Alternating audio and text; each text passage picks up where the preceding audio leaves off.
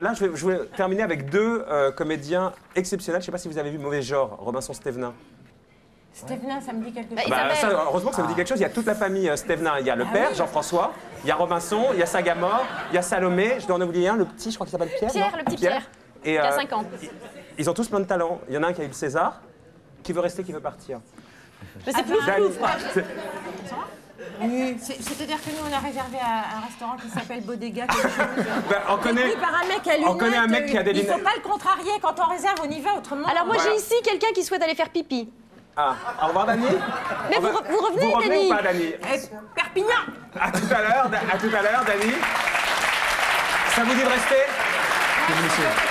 Comme votre copine. Vous avez le temps du reportage de Stéphane Bakowski pour vous faire une idée. Déjà, pour ceux qui ne connaîtraient pas les Stévenins, mais ça m'étonnerait, vous allez voir que le talent, c'est de famille. Le César du meilleur jeune espoir masculin est attribué à Robinson-Stévenin. Quand Robinson vient chercher sa petite récompense, qui est-ce qui lui colle une tape affectueuse avant d'étouffer une larme? C'est papa, bien sûr, une séquence émouvante qui est en passe de devenir un classique de la cérémonie. Charlotte Gainsbourg. Chez les Gainsbourg, c'est l'effusion totale. Chez les Boringer, c'est plutôt la chialade. C'est un père formidable. Je voudrais lui dire combien je l'aime. Tandis que chez les Decaux, on fait plutôt dans l'accolade complice. Merci à mon père. Sachant que les scientifiques n'ont toujours pas isolé le chromosome du talent, comment expliquer qu'au cinéma, les enfants sont aussi doués que les parents? Première hypothèse, les chiens ne font pas des chats. Et la pomme ne tombe pas loin de l'arbre. Pour ceux qui ont fait des études, il y a la version intello du Nouvel Obs qui évoque les mécanismes sociaux décrits par Bourdieu et qui permettent aux dominants de conserver leurs privilèges. Dans le cas des Stévenins, on peut dire plus simplement qu'ils sont tombés dans la marmite quand ils étaient petits. Tourne te coucher, le merdeux. Laisse-le, t'as dit. Mais t'es fou, c'est à nouveau. C'est mon frère, je te dis. Le premier qui le touche, le crève. C'est clair? D'emblée, on sent qu'il y a du talent. Faut pas être triste, ma petite dame. Tout ça, c'est la vie. Il y a du talent, mais il n'y a pas que ça. Il y a aussi un petit coup de pouce de papa pour décrocher certains rôles, comme dans le court-métrage de Gaël Le Forestier. C'est vrai que quand Jean-François Stévenin a lu le scénario, qui s'est dit, bah voilà, ça c'est un truc pour Robinson, ce sera très bien, que j'ai vu le gamin, je me suis dit, bon, bah, j'ai même pas eu besoin de savoir s'il savait jouer. Il respirait quelque chose dont j'avais besoin pour le film. Il faut dire qu'avec un papa acteur et réalisateur, on est à bonne école. À 11 ans déjà, c'était le vrai professionnel, quoi. Il discutait avec toute l'équipe technique, etc. Il s'intéressait à tout en même temps. Et puis une capacité de concentration, enfin le vrai comédien, quoi. Le mec qui fait son boulot et qui l'envisage vraiment comme un métier. C'est ainsi qu'à 20 ans, sans jamais avoir pris de cours, Robinson décroche un César pour ce rôle de travesti. Excusez-le, mademoiselle. Je te présente Bisbeau. Siliconé sur tranche avec tout ce qu'il faut sous la jupe pour pisser debout. Un rôle de composition, bien sûr. Allez, beau, tu nous la montres, là, le monsieur il me croit pas. Là. Ça exclut la paix. C'est un barjot. Là, il est en train de se calmer un petit peu, mais pendant des années, c'était quelqu'un qu'on n'arrivait absolument pas à suivre. Il partait dans des discours philosophiques. Même lui n'arrivait pas à suivre. À mon mariage, il est arrivé avec un panama blanc, costume rouge, flamboyant, etc. Comme ça. Pour son 5e film, Sagamore, lui aussi, fait un choix audacieux en interprétant dans Romance le garçon qui n'aime pas le sexe. Arrête. Je t'ai déjà dit de jamais essayer comme ça. Tu gâches tout et tu recules l'échéance. Tu bandes. Arrête ou c'est terminé entre nous. Mais tu peux. Ça m'intéresse pas, tu comprends?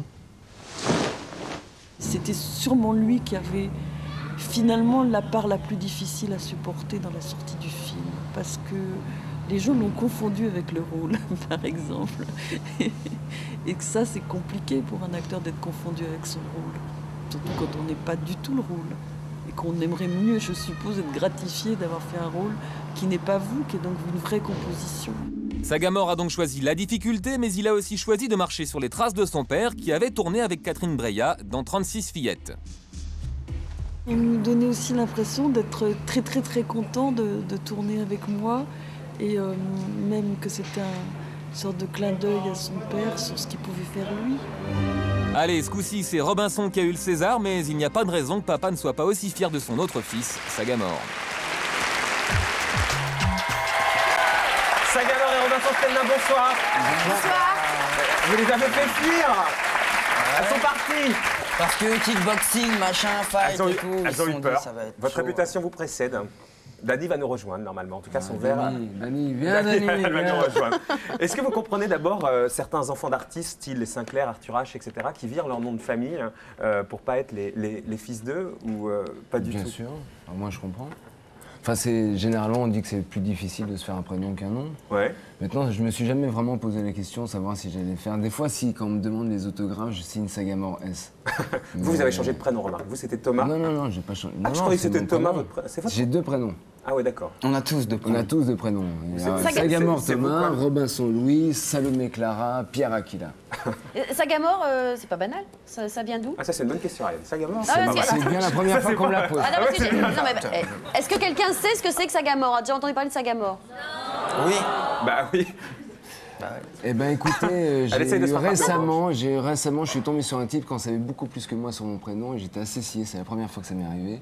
Sagamore, c'était un prénom à un moment assez connu pour les gens qui étaient branchés dans ce genre de littérature parce que c'était Fantasia chez les Ploucs et Charles Williams.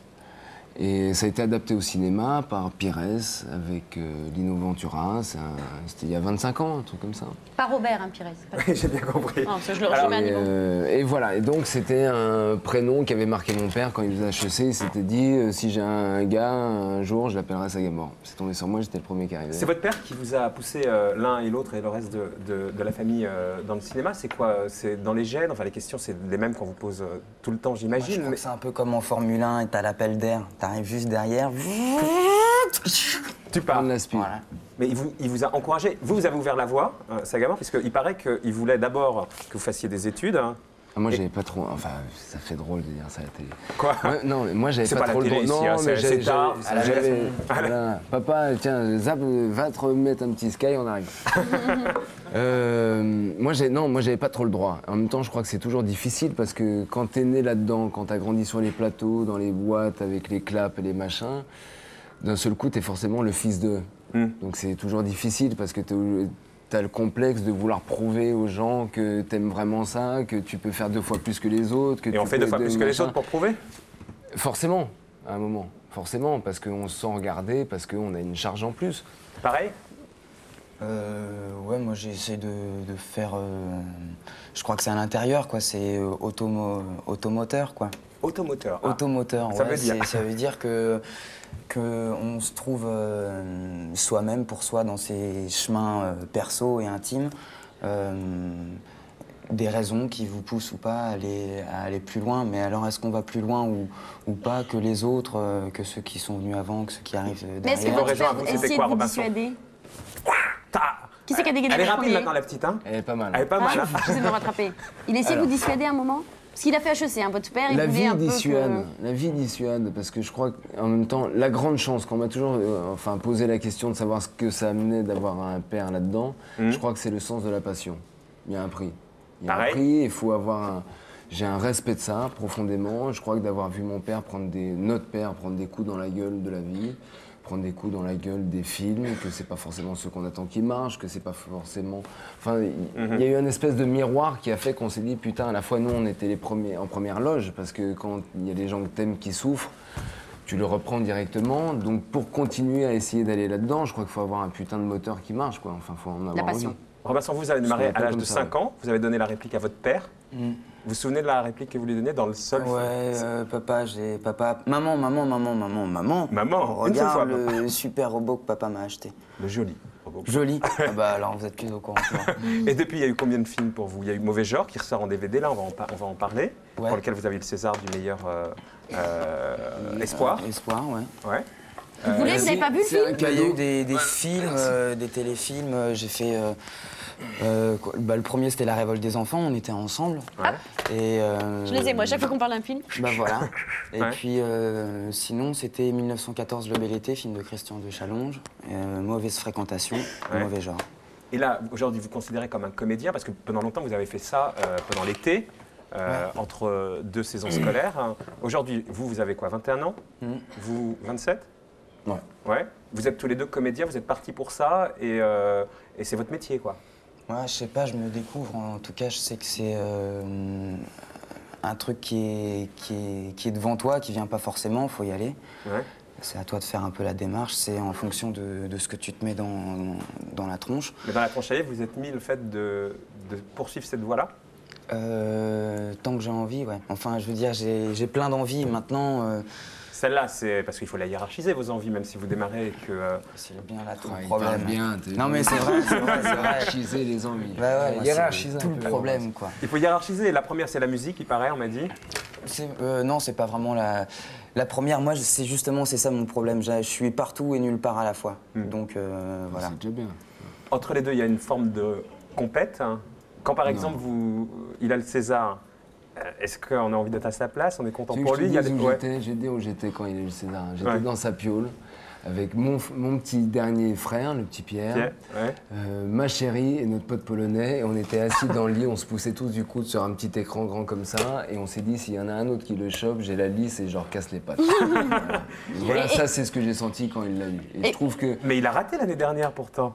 Vous n'avez pas été cassé les pattes à tous les autres? Non, mais c'est pas des histoires de ratés. Je crois qu'en même ça temps, lui passait sous le nez, il y a toujours les 4 autres, ou les 3, ou je sais pas, suivant combien ils sont nominés, qui regardent en disant putain, l'enculé, c'est lui qui l'a. Et en même temps, moi, j'ai toujours l'impression, le sentiment de me dire la vraie pression, c'est sur celui qui va le chercher. Parce que celui qui n'a pas eu le César, tout le monde s'en fout. On va pas dire, dis donc, c'est toi qui as loupé le César il y a 2 ans. Par contre, toi, tu as eu le César, tu fais un choix à la con derrière, on va dire, t'as vu, le mec qui prend le César. C'est une étape pour vous maintenant, Robinson. Le César, c'est une vraie étape. Vous le sentez dans votre parcours. Il y a eu un avant et un après Meilleur Espoir. C'est un signe par rapport à un film qui s'est fait. Ouais, un film où vous jouez un rôle de travesti. Ouais. Ensuite, par rapport à l'avenir et le présent et les jours enfin, l'avenir du film, c'est, je sais pas comment dire, ça change, ça fait du bien. Le film, il n'a pas été beaucoup regardé, il est sorti pendant l'été. Voilà, le 8 août. Combien? Sorti le 8 août. Le 8 août, généralement, quand on sort un film l'été, c'est aussi, on lui donne pas toute sa chance aussi. Pourtant, vous avez eu des super critiques sur votre interprétation.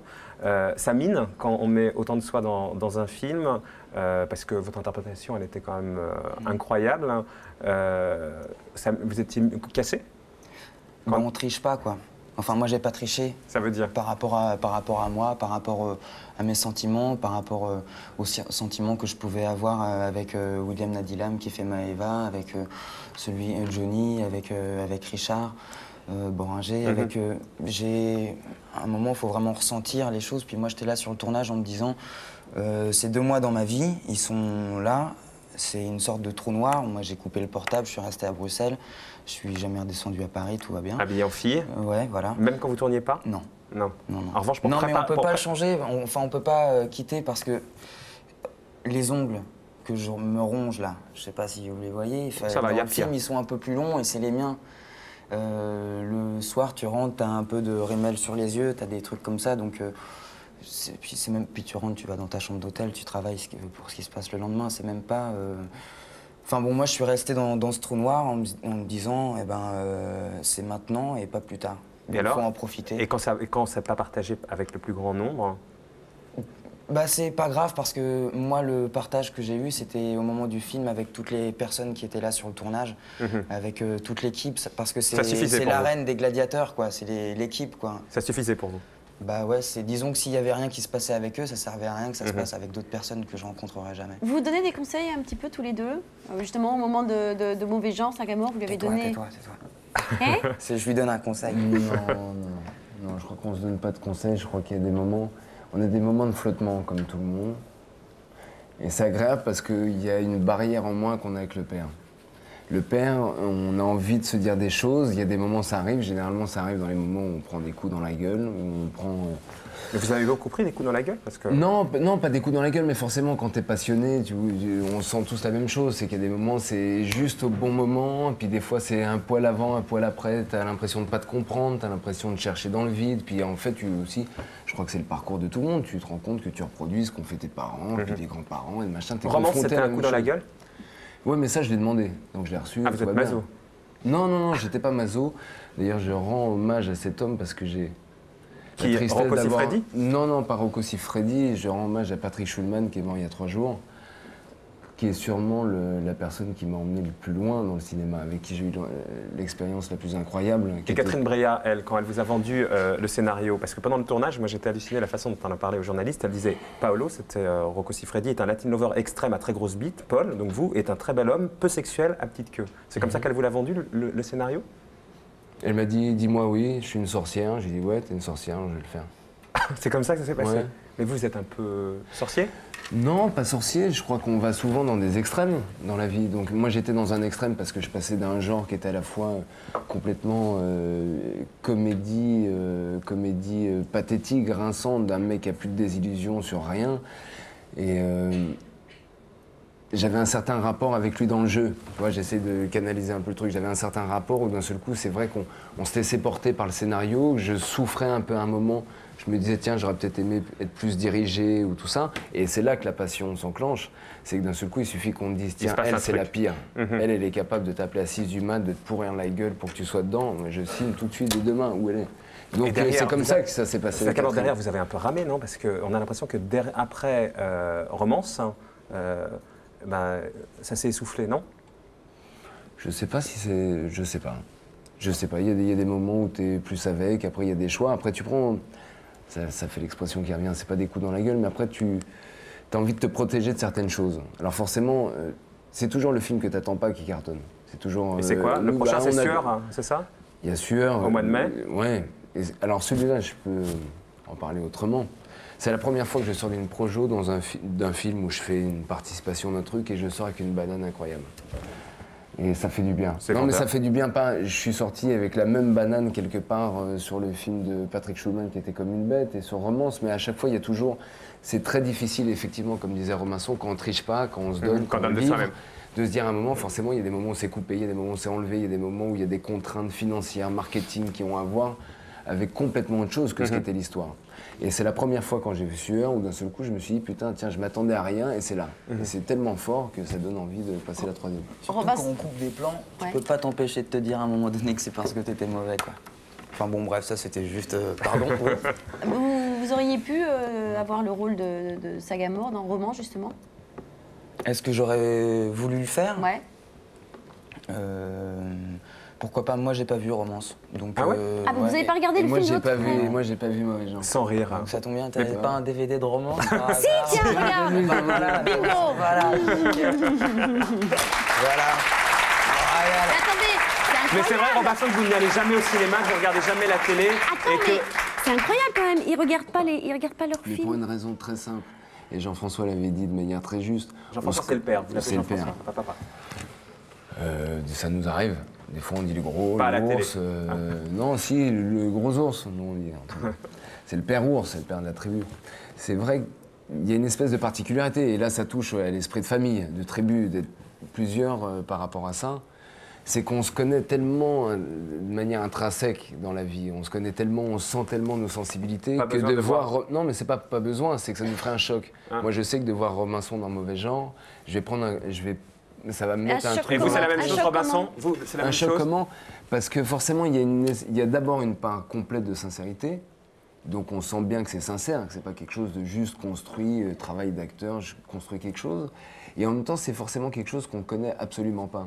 Robinson, il est jamais rentré en robe à la maison. On s'est pas dit, sinon, il y a un problème avec le frère, il faudrait un peu le reprendre les rênes parce qu'il n'y a jamais eu ça. Et je pense qu'inversement... Ce serait pas forcément un problème d'ailleurs. Non, ce qui ne serait pas forcément un problème, mais ce que je veux dire, c'est une manière aussi de voir les gens et que quand d'un seul coup, dans ta propre famille, tu sens des gens qui se sont ouverts par rapport à la caméra, qui donnent et qui donnent sur quelque chose de douloureux, forcément les gens qui t'aiment le prennent d'autant plus. J'ai un très bon exemple, alors là, je t'enquille là-dessus, du petit Pierre. On a quand même le plus fou de nous tous, c'est le petit dernier. Non, mais le plus fou de nous tous, c'est le petit dernier, qui est alors lui complètement allumé très fort.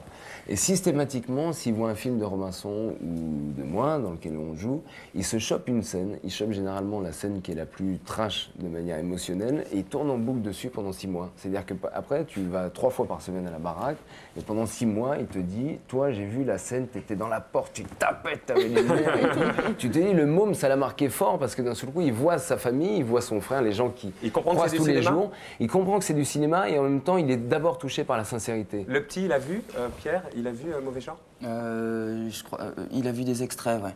Il y a que lui qui voit les films, après il nous fait des fiches de lecture. Il vous a dit quoi sur votre interprétation? Il dit j'ai très envie de te voir en fille et à un moment tu tapes, tu donnes un coup de plâtre dans le nez monsieur qui tombe par terre et moi j'adore ça. Vous regardez jamais la télé, il paraît, ou quasi, donc vous savez pas où vous êtes tombé ce soir, vous allez jamais au cinéma, il paraît? Pas jamais, non. Les films que je vais voir avec mon pote géographe surnommé Atlas, c'est des films qu'on va voir au 3 Luxembourg, les Capinochet, La France, plein de films comme ça, quoi. Vous êtes dans votre montre à vous, quoi, en fait, un peu. Ouais, un peu. Mais ce qui Très déconnecté de votre montre à nous? Non, pas déconnecté parce que je crois qu'il ne peut pas se passer un truc dans le monde, dans des mondes aussi médiatisés sans qu'on soit un peu au courant. Mais je crois que... Moi, j'aime pas tellement entendre parler d'un film et aller le voir après. Genre hors de ça, je préfère voir le film et puis... Avoir l'émotion pure. Mais les journaux, par exemple, il paraît que vous ne les lisez pas non plus beaucoup. Ouais, les journaux, non. Vous voulez dire les critiques sur moi? Non, tout les ça journaux tout court, l'actualité au sens large. Ouais, l'actualité au sens large, non. Ça veut pas dire que je me désintéresse de, ça veut dire que de vous êtes tout à ça, part, c'est quand que même. pour moi, non, c'est pas ça, c'est que le monde, il tourne en boucle d'une certaine manière. Chaque année, il y a un été, un hiver, printemps, tout ça. Et toutes les guerres qui existent, c'est toujours des histoires de religion, c'est toujours des histoires de terre.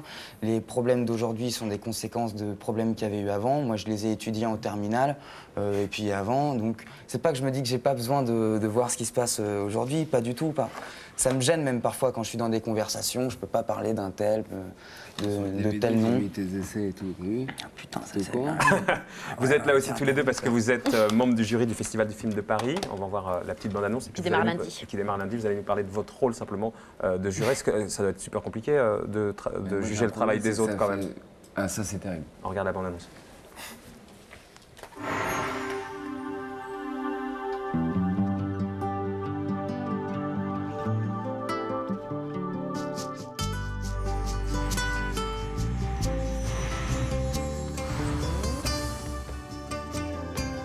Vivez les émotions cinéma au Festival du film de Paris du 1er au 9 avril.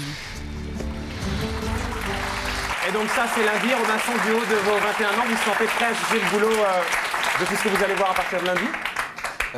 Moi, en fait, j'ai déjà été membre d'un jury au Festival de Valenciennes, pareil, pour les courts-métrages. Donc, pas de problème? C'est pas de problème, c'est au contraire, c'est un plaisir, quoi. Moi, j'aime bien être là, me poser. Plus je vois de films, plus je les aime, quoi. Donc, regarder le travail de personnes qu'un jour on rencontrera, ou peut-être pas du tout, je trouve ça vachement bien, quoi. Formation. Ouais, et puis c'est pas du tout l'idée de juger, c'est juste savoir ce qu'on ressent. La première fois que j'étais allé, m'étais fait une grille, alors lumière, plan, les mouvements de caméra, tout ça. Puis en fait, ça sert à rien, tu regardes le film, c'est celui qui te frappe le plus. Il y en a un qui te reste sur les 30 que t'as vus. C'est celui-là. Voilà. Pareil? Moi, ce soir, c'est facile. Je dis pareil. Je pose une question. Ouais, c'est bien. Elle vaut pour deux. Voilà. Ouais, on n'est pas là pour juger, de toute façon. Je crois. Juste apprécier. C'est Oui, quoi juste apprécier, ouais. la suite pour l'un et pour l'autre? Donc, Sueur. Sueur qui sort, j'ai... 29 mai. 29 mai? Ouais. Ça va vite, c'est bientôt. Ça. Ah bah ouais. Et Sueur qui sort, j'ai travaillé avec Caroline Huppert sur l'adaptation de Thérèse Raquin qui doit être pour France 3 et je crois que je remplis pour eux dans 2 jours sur La Bête du Gévaudan. Avec le père. Ah, ouais, avec le père. Ouais, et vous, Robinson? La musique? Moi, musique tous les jours, dessin tous les jours, mes petits trucs à moi, je griffonne, je bredouille, voilà. Puis sinon, moi j'ai tourné un petit plan avec Isabelle Huppert dans un film de Werner Schröter qui s'appelle 2. Il y a un film qu'on a commencé à tourner avec Dominique Bringuier, qu'on a commencé à tourner en septembre 2000. Une semaine en septembre 2000, une semaine après Mauvais Genre, donc l'été dernier. Et puis il en reste encore une semaine et demie à tourner. Ça s'appelle Blues Breaker. Ouais.